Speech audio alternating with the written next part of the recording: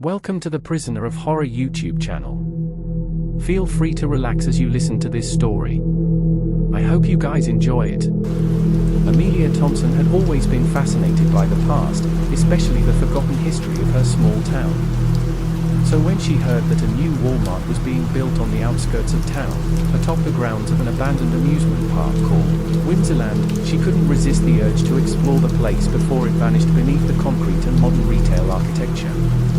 One chilly evening, Amelia donned a thick, knitted scarf and stepped into the twilight of the day. The sky was awash with hues of orange and pink, casting an ethereal glow over the abandoned amusement park. As she approached the entrance, the iron gate stood half ajar, creaking ominously in the gentle breeze. Ivy and wildflowers had reclaimed the pathways, rendering them barely visible under nature's greenery. A chill ran down Amelia's spine as she crossed the threshold into the heart of Whimsyland. The air carried the scent of damp earth and rust, mixed with the faint remnants of cotton candy and popcorn from a long-gone era. The laughter that once filled the air had been replaced by an eerie silence, broken only by the occasional whisper of the wind. As she explored the rusted rides and weathered attractions, she couldn't help but feel a strange presence enveloping her. It was as if the very essence of the abandoned park was reaching out to her, urging her to remember the long-forgotten joys of the past. The peeling paint on the faded carousel horses seemed to animate their lifelike eyes, watching Amelia's every move with a hint of melancholy. Amelia's footsteps echoed through the hollow structures, resonating with a sense of longing. The once vibrant colors had faded, and the chipped paint told stories of countless summers past. Among the overgrown bushes and fallen leaves, she stumbled upon remnants of stuffed animals and forgotten trinkets, now weathered and tattered. As Amelia wandered through the remnants of the park, she noticed faint traces of laughter echoing through the abandoned carnival. Her curiosity soon gave way to an unsettling feeling, and she hurriedly left the desolate place, determined to forget the eerie encounter. A few months later, the new Walmart opened its doors to the townspeople. Excitement buzzed through the community as shoppers flocked to explore the massive store. Among the fresh faces of the employees was Jason, a young man eager to prove himself in the workforce, and Lucy, a single mother trying to make ends meet. On their first day, Jason and Lucy were greeted with warmth by the store's manager, Mr. Smith. He was a seasoned Walmart employee with a friendly demeanor, but his eyes betrayed an underlying unease. As the weeks passed, Jason and Lucy noticed peculiar occurrences in the store.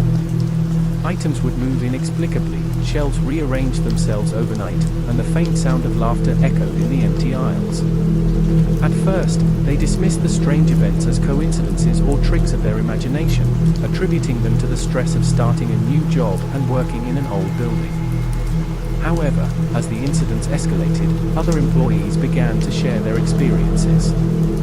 Mr. Smith, too, seemed increasingly anxious, his once cheery demeanor replaced by concern and fear.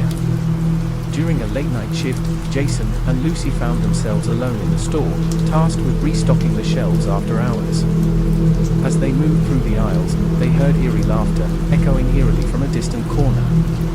They exchanged nervous glances and tried to dismiss it, focusing on their work. But then, something inexplicable happened. The rides, long dormant and forgotten from Whimsyland's past, started to move on their own. The Ferris wheel turned slowly, the carousel spun gently, and the roller coaster emitted faint clicks as if preparing to launch into action. Jason and Lucy froze, staring in disbelief at the animated rides. Suddenly, the laughter grew louder, and ghostly apparitions of children began to materialize near the rides. The children seemed ethereal, their transparent forms flickering like candle flames. Fear gripped Jason and Lucy's hearts as they realized they were witnessing the restless spirits of the amusement park. The apparitions hovered silently for a moment, their expressions a mixture of sadness and anger. Amelia's haunting experience in Whimsyland flashed through Jason's mind, and he knew that these were the same spirits seeking revenge for their tragic fate. Frantic, Jason and Lucy rushed to find Mr. Smith. They urged him to listen to their experiences and confront the reality of the haunted Walmart. Mr. Smith hesitated but finally agreed to investigate the matter further. He revealed that he had known about the rumors surrounding the park's grim history and hoped that by building the store there, he could provide some form of closure for the restless spirits. With Amelia's guidance, Jason, Lucy, and Mr. Smith delved into the history of Whimsyland and discovered the tragic accident that had occurred on the Ferris wheel. The details were grim, and it was evident that the spirits were seeking justice for their untimely deaths. Feeling a moral responsibility to the restless souls, they embarked on a mission to appease the vengeful spirits. Amelia researched ancient rituals and consulted with a local historian, Mr. Patterson, who was well versed in supernatural folklore.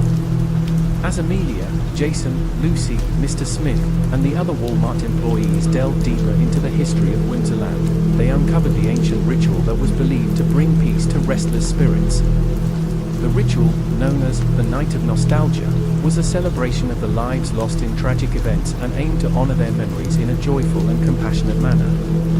The Night of Nostalgia was a time-honored tradition among ancient cultures, passed down through generations. It was believed that by revisiting the past with reverence and love, the spirits would find solace and be free to move on to the afterlife.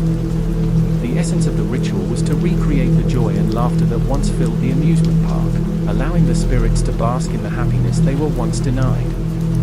As they continued their research, Amelia discovered an old journal belonging to Mr. Albert Westwood, the owner of Whimsyland at the time of the tragic accident.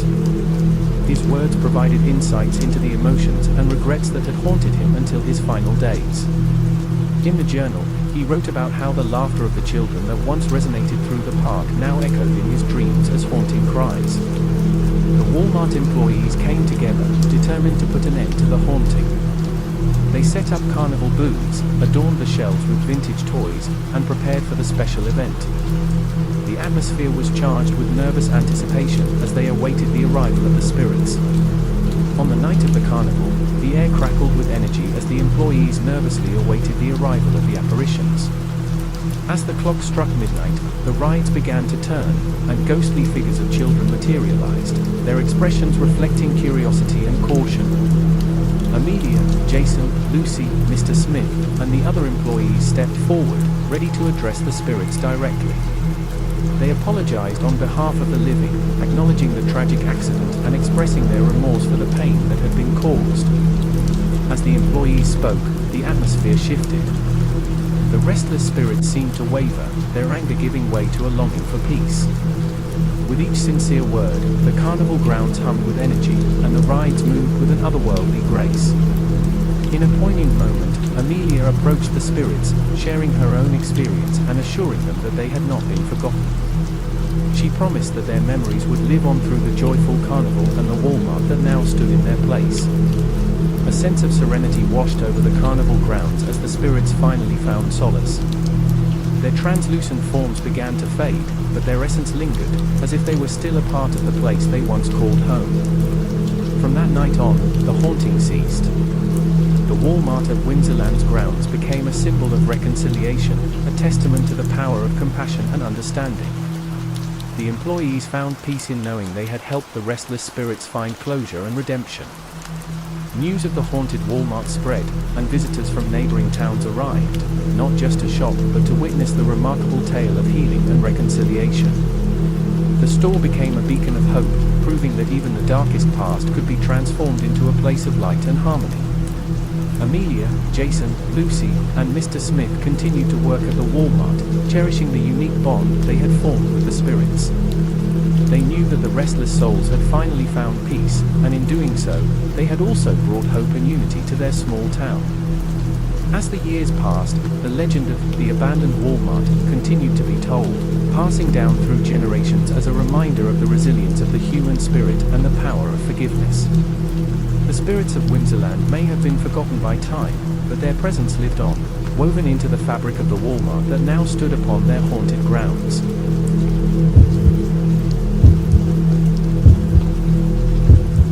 On the eve of Black Friday, anticipation filled the air in the town of Riverbrook. The Walmart at the heart of the town was known for its incredible deals, drawing in hordes of eager shoppers every year. As the sun set, the parking lot was already teeming with cars, their headlights forming a glowing sea in the darkness.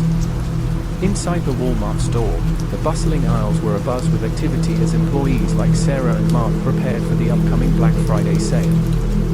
As seasoned veterans of previous Black Friday events, they knew the chaos that lay ahead, but this year felt distinctly different. The store was adorned with festive decorations, and the shelves were meticulously stocked with merchandise, waiting to be snatched up by eager shoppers seeking the best deals of the season. The atmosphere inside the store crackled with a mix of excitement and trepidation. Employees hurriedly arranged displays, ensuring that everything was in its proper place, anticipating the stampede of customers that would soon descend upon them. The sound of nervous chatter filled the air as Sarah and Mark exchanged glances, sensing the tension that permeated the atmosphere. The store manager, Mr. Johnson, moved with purpose, his eyes reflecting the gravity of the night ahead. He rallied his employees, reminding them of the importance of remaining calm and composed during the frenzy. The pressure to meet the high demands of the Black Friday sale loomed over them like a dark cloud, and the knowledge of previous incidents at other stores during similar events only added to the tension. Amidst the anticipation, rumors of a record-breaking turnout for this year's Black Friday sale spread like wildfire among the employees. The excitement was palpable, yet tempered by a sense of caution. It seemed that everyone in town was talking about the incredible deals that awaited them at Walmart. As the minutes ticked closer to midnight, the store's interior transformed into a sea of vibrant colors and sparkling lights. The overhead announcements crackled to life, previewing the amazing deals that customers could expect when the doors swung open. The anticipation reached a fever pitch, and the employees knew that they were about to embark on an unforgettable night. The store's layout was designed to cater to the specific needs of a Black Friday sale. Special displays showcased the most sought-after items, drawing customers' attention and fueling their desire to snag the best deals. Piles of shopping carts were strategically placed at various entrances, ready to be claimed by eager shoppers as soon as the doors opened. Sarah and Mark glanced around the store, taking in the meticulously planned setup. The aisles were adorned with large, eye-catching banners, each announcing an exclusive deal that was sure to draw a crowd. They knew that the coming hours would be intense, with customers vying for the limited stock of discounted items. As the anticipation built, the air in the store seemed to thicken with excitement and tension. The low hum of shoppers' conversations mingled with the faint sound of holiday music playing in the background. The employees braced themselves for the impending frenzy, aware that this year's Black Friday sale would test their endurance and ability to maintain order in the face of a record-breaking crowd. In the midst of the whirlwind of activity, Sarah and Mark exchanged a silent nod of understanding. They knew that the hours ahead would be challenging, but they were prepared to face it together, relying on their experience and teamwork to weather the storm. The store was a battleground of anticipation and energy, and as the clock struck midnight, the doors flung open, unleashing a torrent of eager shoppers into the chaos.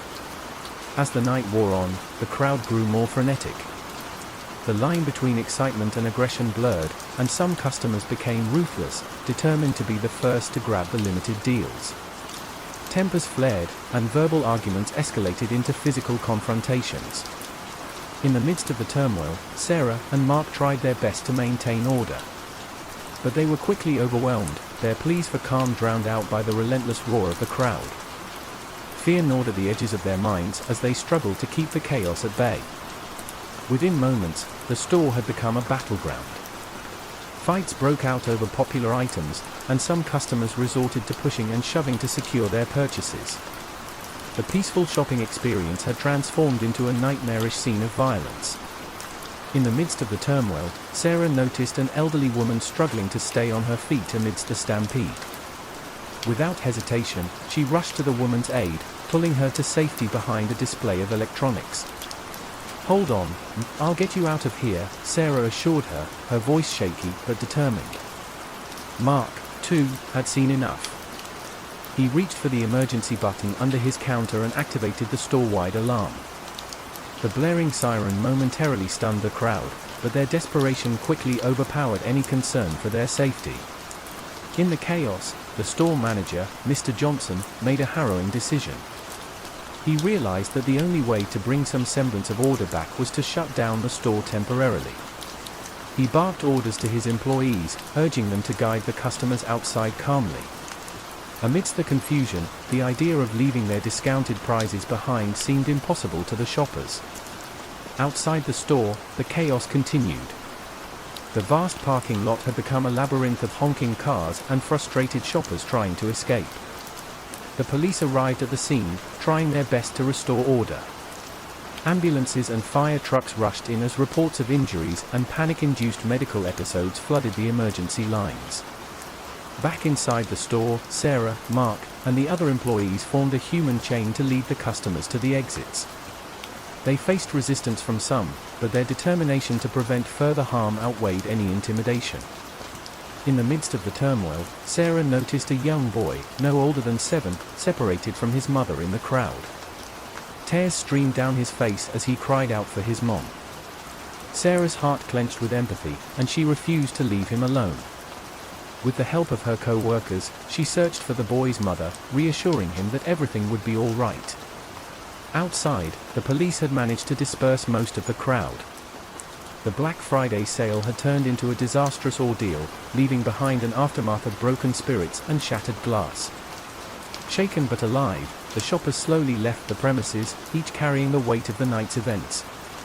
As the dust settled, Sarah reunited the young boy with his mother, and the relief on both their faces was immeasurable. Despite the chaos that had unfolded, a sense of gratitude for each other's safety brought a glimmer of hope amidst the darkness. In the days that followed, the Black Friday massacre became a tragic headline in the news. The town of Riverbrook mourned the loss of those who had perished in the stampede, and the event served as a stark reminder of the consequences of unchecked consumerism and the price people were willing to pay for a bargain. The Walmart store, once bustling with activity, remained closed as an investigation into the incident ensued. The aftermath of that fateful Black Friday night was an awakening for the community, prompting conversations about the importance of prioritizing human life over material possessions.